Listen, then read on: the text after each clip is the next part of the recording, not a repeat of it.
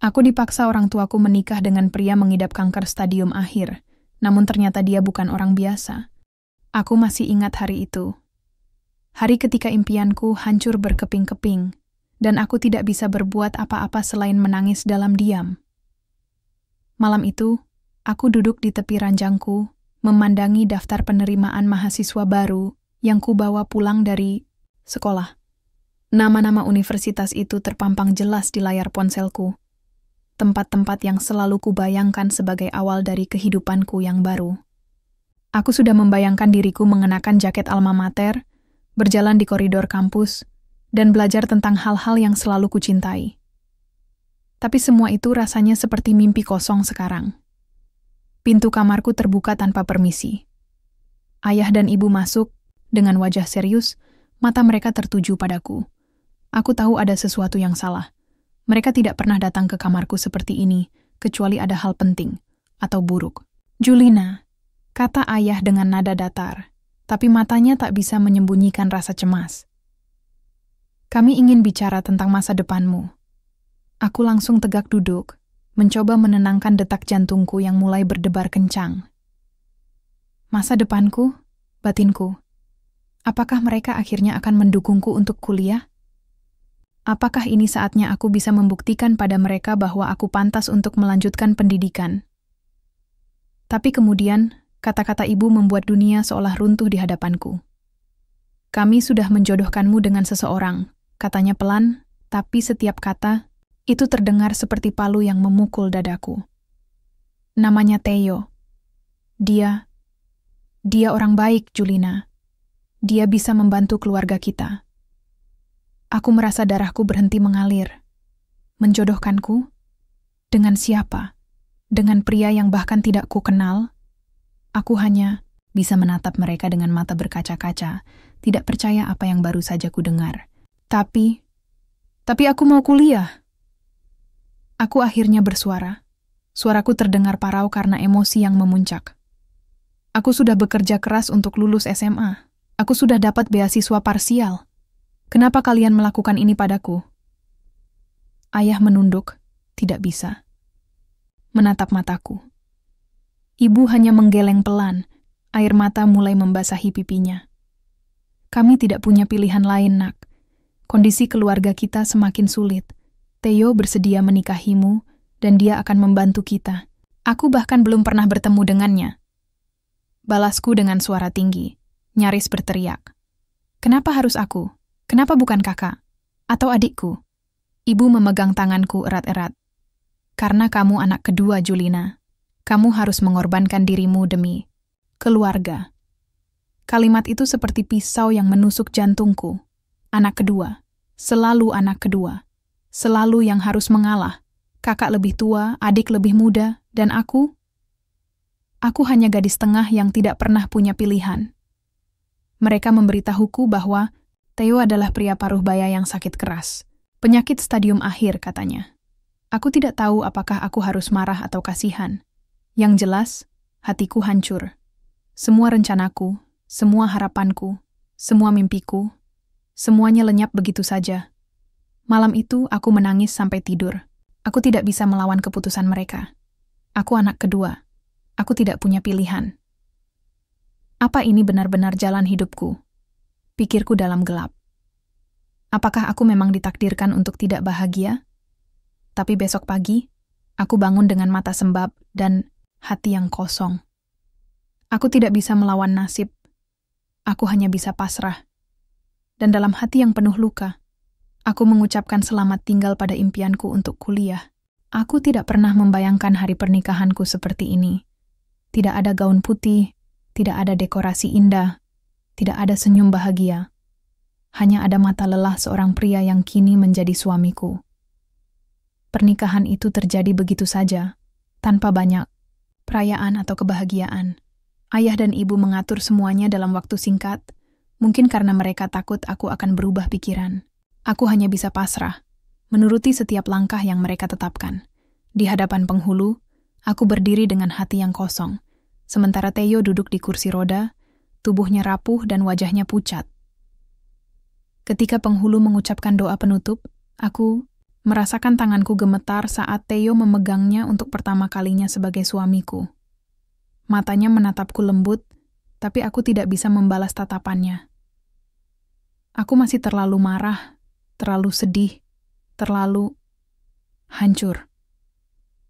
Setelah acara selesai, kami kembali ke rumah Theo yang kini juga menjadi rumahku. Suasana di sana begitu sunyi, seolah-olah rumah itu tahu bahwa aku tidak ingin berada di sini. Theo meminta maaf padaku, meski aku tidak yakin kenapa dia harus minta maaf. "Maafkan aku, Julina," katanya pelan. "Aku tahu ini bukan kehidupan yang kau inginkan. Aku hanya mengangguk kaku, tidak tahu harus berkata apa. Bagaimana bisa aku mengatakan padanya bahwa aku membencinya? Bahwa aku membenci situasi ini? Bahwa aku ingin lari dari semua ini? Beberapa hari pertama adalah yang paling sulit. Aku mencoba menjaga jarak darinya sebisa mungkin. Aku tidak mau peduli. Aku tidak mau merasa bersalah. Tapi, bagaimana bisa aku tidak peduli ketika dia terbatuk-batuk di tengah malam dan tubuhnya terlihat begitu lemah? Aku mendengar suara batuknya dari kamar sebelah, dan entah kenapa, kakiku melangkah sendiri ke kamarnya. "Kau butuh obat?" tanyaku dingin, meskipun aku sudah tahu jawabannya. Dia mengangguk pelan, matanya penuh rasa syukur. Aku mengambil obatnya dari meja dan menuangkan air ke gelas. Saat aku memberikannya padanya, dia tersenyum tipis. "Terima kasih, Julina." Aku membuang muka, tidak mau melihat senyum itu. Aku hanya melakukan tugasku. Balasku cepat, lalu berjalan keluar kamar sebelum dia sempat mengatakan apapun lagi. Namun, seminggu berlalu, rutinitas ini mulai terasa aneh. Setiap pagi, aku bangun lebih awal untuk memastikan obatnya sudah siap. Setiap malam, aku duduk di sampingnya, mendengarkan cerita-ceritanya tentang masa lalunya. Awalnya, aku hanya mendengarkannya karena merasa terpaksa. Tapi lama-lama, aku mulai menyadari bahwa Theo bukan orang yang buruk. Dia pria baik hati, meski tubuhnya rapuh. Dia sering bercerita tentang keluarganya, tentang impian yang tak pernah terwujud, tentang rasa syukurnya karena bertemu denganku.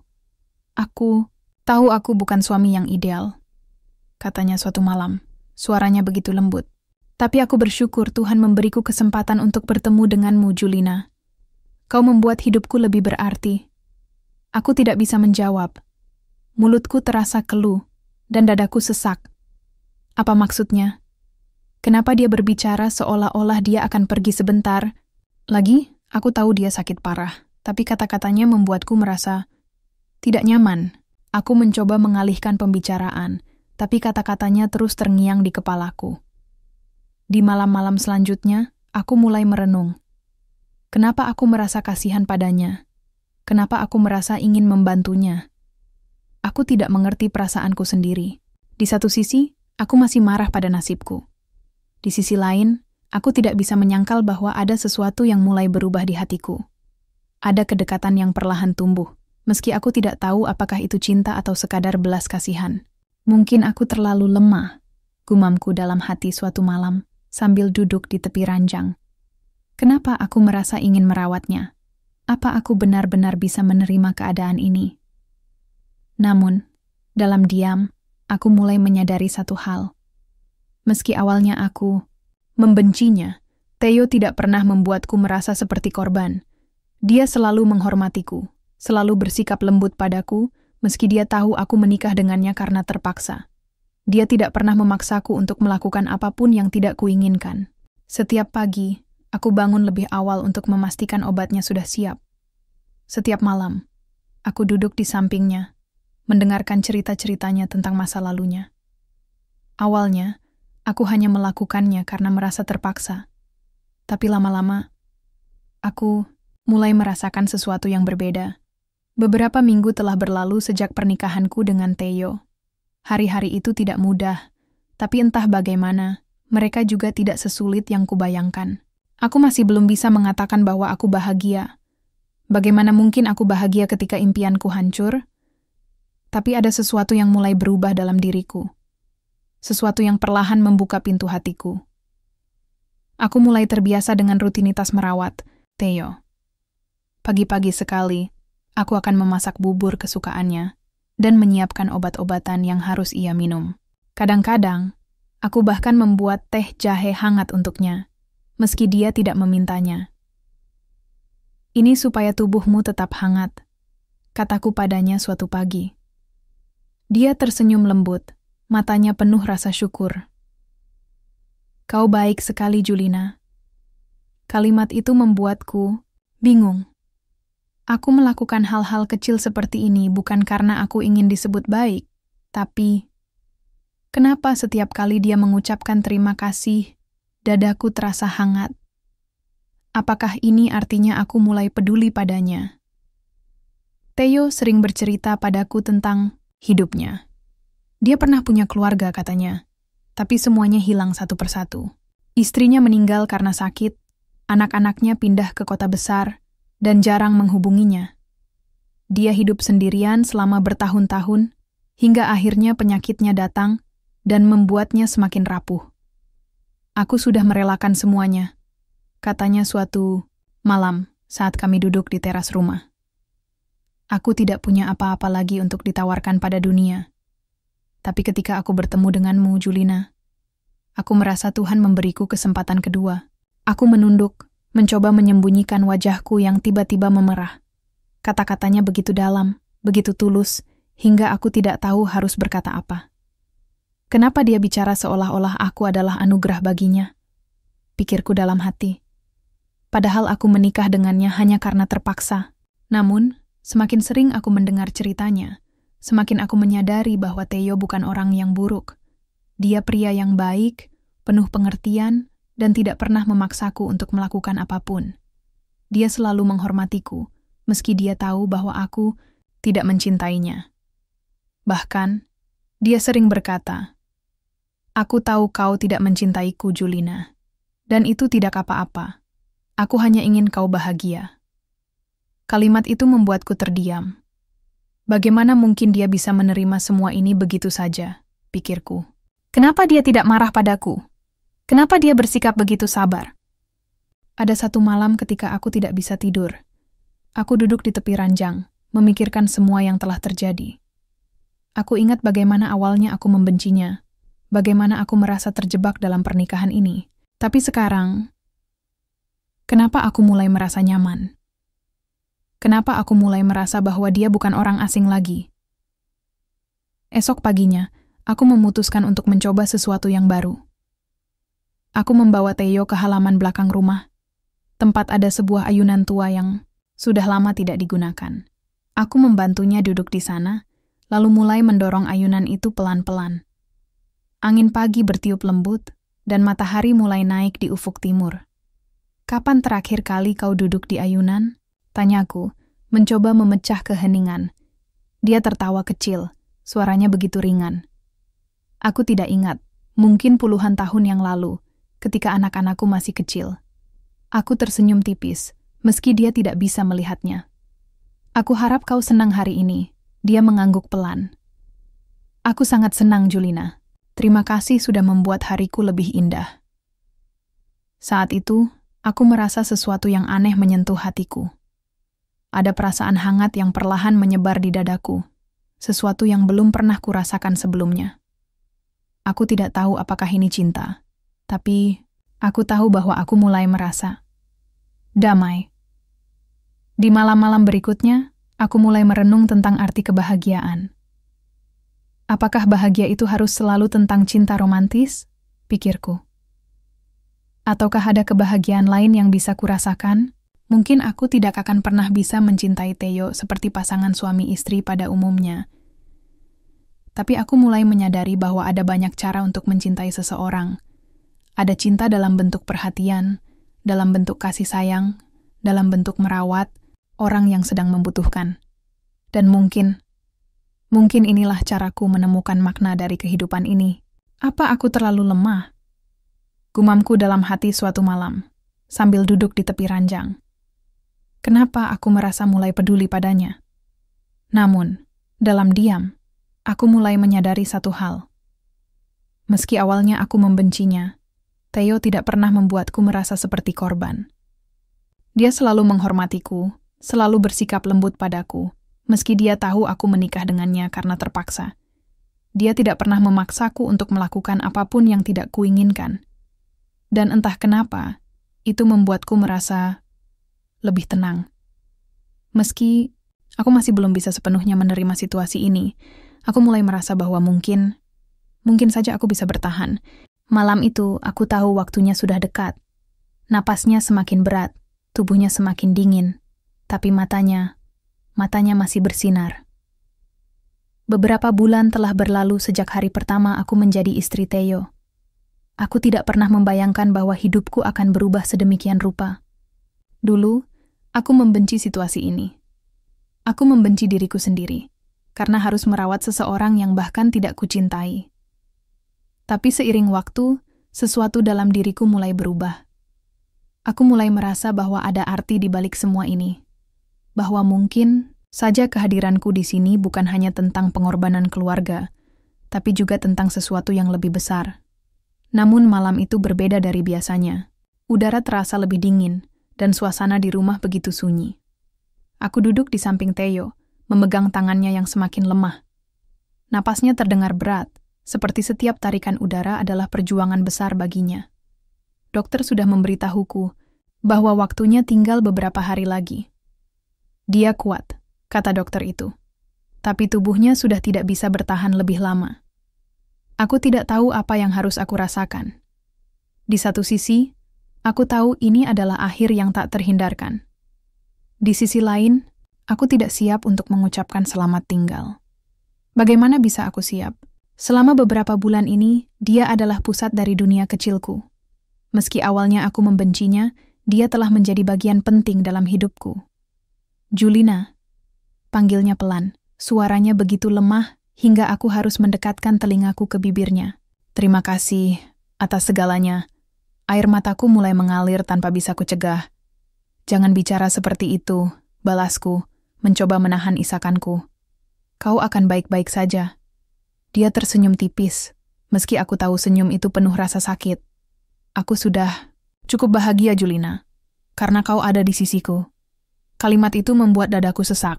Aku ingin marah padanya karena berkata seperti itu. Aku ingin berteriak. Bagaimana bisa kau bilang kau bahagia? Kau sakit parah dan aku dipaksa menikah denganmu. Tapi aku tidak bisa. Aku tidak bisa mengatakannya, karena aku tahu dia benar. Dia tidak pernah meminta apapun dariku. Dia tidak pernah mengeluh atau merengek. Dia hanya ingin merasakan kehangatan, dan entah bagaimana, aku memberikannya. Aku juga senang. Gumamku pelan, suaraku serak karena tangis yang tertahan. Terima kasih, sudah menjadi suamiku. Matanya memandangku lembut, penuh rasa syukur. Dia mengangkat tangannya yang gemetar dan menyentuh pipiku, mengusap air mata yang terus mengalir. Jangan menangis, nak. Aku sudah bahagia. Jangan lupakan itu. Kemudian, dia menutup matanya, napasnya semakin pelan, hingga akhirnya berhenti. Tubuhnya yang rapuh perlahan melemas di kursi roda, dan aku tahu bahwa dia sudah pergi. Aku menangis terseduh-seduh, memeluk tubuhnya erat-erat. Kenapa aku merasa kehilangan seseorang yang sangat penting? Pikirku dalam hati. Padahal dulu aku membencinya. Selama beberapa jam, aku hanya duduk di sampingnya, memegang tangannya yang sudah dingin. Aku tidak bisa meninggalkannya. Semua kenangan kami berputar di kepalaku, malam-malam ketika aku duduk di sampingnya, pagi-pagi ketika aku menyiapkan obatnya, cerita-ceritanya tentang masa lalunya, senyumannya yang lembut. Semua itu tiba-tiba terasa begitu berharga. Esok paginya, tetangga datang untuk membantu mengurus pemakamannya. Aku masih belum bisa menerima bahwa dia sudah pergi. Tapi aku tahu, aku harus melanjutkan hidup. Aku harus kuat, seperti yang dia ajarkan padaku. Di malam terakhir sebelum pemakamannya, aku duduk di tepi ranjang, memandangi foto pernikahan kami yang sederhana. Wajahku tampak murung, tapi Theo, dia tersenyum. Senyum yang sama yang ia berikan padaku di detik-detik terakhirnya. Aku tidak tahu apakah aku pantas menerima semua ini, gumamku dalam hati, meremas ujung bajuku. Tapi aku berjanji, aku akan menjalani hidupku dengan lebih baik. Untukmu, Theo, aku pikir semuanya sudah berakhir. Aku hanya ingin kembali ke kehidupanku yang lama. Tapi ternyata, Theo meninggalkan sesuatu untukku. Beberapa hari setelah pemakaman Theo, aku masih merasa kosong. Setiap sudut rumah ini terasa begitu sunyi, tanpa kehadirannya. Aku tidak tahu harus berbuat apa. Aku mencoba membersihkan kamarnya, menyusun barang-barangnya, tapi tanganku selalu berhenti di tengah jalan. Kenangan-kenangan tentangnya terlalu kuat untuk bisa kutangani. Pagi itu, seseorang mengetuk pintu rumah. Seorang pria paruh baya dengan jas rapi berdiri di depan pintu, memperkenalkan dirinya sebagai notaris dari Theo. Saya datang untuk memberikan wasiat dan beberapa hal penting yang ditinggalkan oleh almarhum, katanya pelan. Jantungku langsung berdebar kencang. Wasiat? Apa maksudnya? Aku tidak pernah membicarakan hal seperti itu dengan Theo. Dia selalu tampak seperti orang yang sederhana, tidak memiliki banyak harta atau kekayaan. Jadi, apa yang dia tinggalkan? Pria itu mengajakku duduk di ruang tamu, lalu mulai membuka tas kerjanya. Ia mengeluarkan amplop coklat tebal dan meletakkannya di atas meja. Ini adalah surat wasiat dan dokumen-dokumen penting yang ditinggalkan oleh almarhum Theo, katanya. Silakan dibaca sendiri. Aku membuka amplop itu dengan tangan gemetar. Di dalamnya ada beberapa lembar kertas, termasuk satu surat tulisan tangan yang langsung membuat dadaku sesak. Ini adalah tulisan Theo. Aku sangat mengenal tulisannya, yang sedikit miring, karena penyakitnya. Surat itu berbunyi, "Kepada Julina yang tercinta, jika kau membaca surat ini, maka aku sudah tidak ada lagi di sisimu. Maafkan aku jika aku meninggalkanmu. Terlalu cepat, tapi aku bersyukur bahwa aku sempat menghabiskan waktu terakhirku bersamamu. Kehadiranmu telah membuat hidupku lebih berarti daripada yang pernah kubayangkan. Aku tahu, pernikahan kita bukanlah pilihanmu. Aku tahu kau menikah denganku karena terpaksa, dan aku tidak pernah menyalahkanmu atas itu. Tapi kau telah merawatku dengan tulus, meski awalnya kau tidak mau melakukannya. Kau telah memberiku cinta dan kasih sayang yang belum pernah kurasakan sejak lama. Untuk semua itu aku sangat berterima kasih. Karena itulah aku memutuskan untuk meninggalkan semua hartaku untukmu. Kau pantas mendapatkannya, Julina. Kau telah menjadi istri yang baik, bahkan lebih baik daripada yang pernah kuharapkan. Aku berharap, dengan warisan ini, kau bisa mewujudkan impianmu yang tertunda. Kau layak untuk bahagia, nak. Sekali lagi, terima kasih atas segalanya. Jangan lupakan aku, tapi jangan biarkan kenangan tentangku menghalangi langkahmu menuju masa depan yang lebih baik. Dengan cinta, Theo, aku menangis lagi. Kali ini bukan karena kesedihan, tapi karena rasa bangga, rasa syukur. Bagaimana bisa Theo begitu baik padaku? Bagaimana bisa dia memberiku semua ini, padahal aku hanya melakukan apa yang menurutku benar? Notaris itu melanjutkan penjelasannya. Ternyata, Theo memiliki properti, tabungan, dan investasi yang cukup besar. Semua itu kini resmi menjadi milikku. Beliau sangat merencanakan semuanya dengan baik, kata notaris itu. Dia tahu persis apa yang dia inginkan untukmu. Aku tidak bisa berkata apa-apa. Hatiku dipenuhi oleh campuran emosi, syok, haru, dan rasa hormat mendalam pada Theo. Kenapa dia begitu baik? Pikirku berulang kali. Kenapa dia memberiku semua? Ini? Di malam itu, aku duduk di tepi ranjang, memegang surat Theo erat-erat. Apa aku benar-benar layak mendapatkan semua ini? Gumamku dalam hati. Apa aku benar-benar sudah melakukan sesuatu yang berarti? Namun entah bagaimana, aku mulai menyadari satu hal. Theo tidak hanya memberiku harta. Dia juga memberiku pelajaran tentang arti kehidupan. Dia mengajarkanku bahwa cinta tidak selalu harus romantis, bahwa pengorbanan bisa membawa makna yang lebih besar. dan bahwa kebahagiaan bisa ditemukan dalam hal-hal kecil, seperti senyum tulus dan perhatian yang tulus. Aku akan menggunakan ini untuk mewujudkan impianku, janjiku dalam hati. Untukmu, Theo, aku memutuskan untuk menggunakan warisan ini bukan hanya untuk mewujudkan impianku, tapi juga untuk membuktikan bahwa aku bisa menjadi lebih dari yang pernah kubayangkan. Beberapa bulan telah berlalu sejak kepergian Theo. Waktu terasa begitu, lambat di awal-awal, tapi semakin lama, aku mulai menemukan ritme baru dalam hidupku. Aku masih sering merindukannya, terutama di malam-malam sepi ketika kenangan tentangnya tiba-tiba muncul tanpa permisi. Tapi kali ini, rasa rindu itu tidak lagi dipenuhi oleh kesedihan.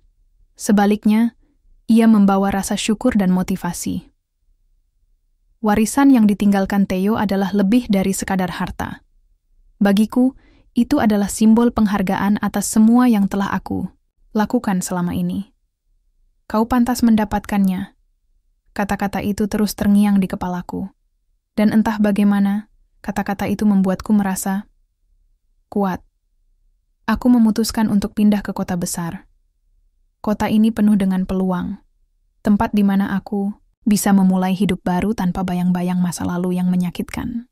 Dengan uang warisan itu, aku mendaftar di universitas impianku.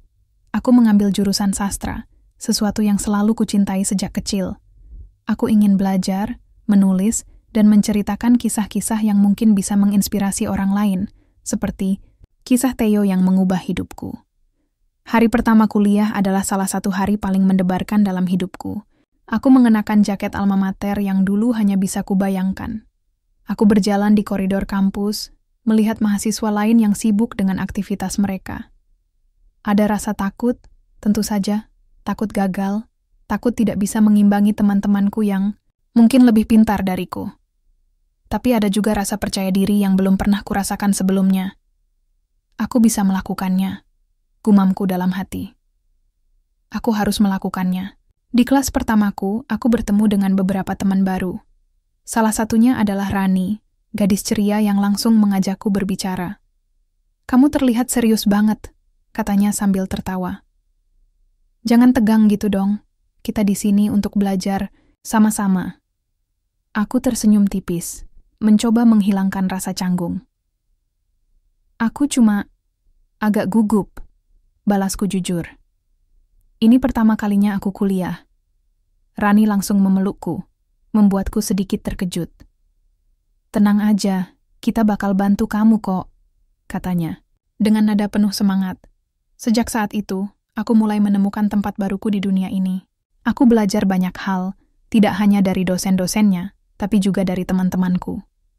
Mereka mengajarkanku tentang arti persahabatan, tentang keberanian untuk mencoba hal-hal baru, dan tentang pentingnya mimpi. Namun, di tengah semua kesibukanku, aku tidak pernah lupa pada Theo. Kadang-kadang, aku akan duduk di bangku taman kampus, membuka buku catatanku, dan memikirkan dia. Apakah dia bangga padaku? Pikirku. Apakah dia melihatku dari sana, tersenyum karena akhirnya aku bisa menjalani hidup yang aku inginkan? Suatu hari, setelah kelas selesai, aku duduk di perpustakaan universitas. Di depanku ada sebuah buku tebal tentang sastra modern. Aku membacanya dengan serius, mencatat hal-hal penting di buku catatanku.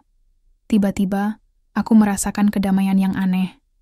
Seperti ada seseorang yang diam-diam mengamati langkah-langkahku, memberiku dorongan untuk terus maju. "Terima kasih, Theo," gumamku pelan, meski tidak ada siapa-siapa di sekitarku. Aku tidak akan menyerah lagi. Malam itu, aku pulang ke apartemen kecil yang kusewa. Aku duduk di tepi jendela, memandangi lampu-lampu kota yang berkelap-kelip. Hidupku tidak sempurna, tapi aku tidak lagi merasa seperti korban nasib. Aku sudah menemukan cara untuk bangkit, untuk menjalani hidup dengan lebih baik. Apa yang akan datang besok aku tidak tahu, pikirku dalam hati. Tapi aku yakin aku bisa menghadapinya. Dan untuk pertama kalinya dalam hidupku, aku merasa benar-benar bebas.